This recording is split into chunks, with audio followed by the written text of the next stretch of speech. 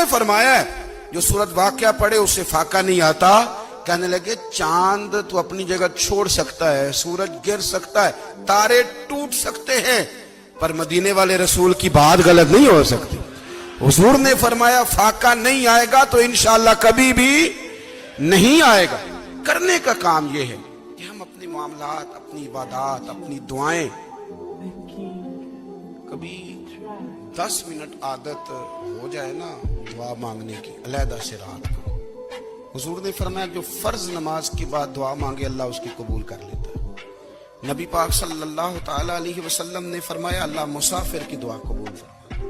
حضور نے فرمایا اللہ مظلوم کی دعا قبول فرماتا ہے. حضور نے فرمایا بیمار سے دعا کراؤ اللہ اس کی دعا قبول فرماتا ہے. میرے نبی پاک نے فرمایا ماں باپ جب بھی اولاد کے لیے ہاتھ اٹھائیں, ویسے تو بلے شاہ تو آسمانی اڑ دیے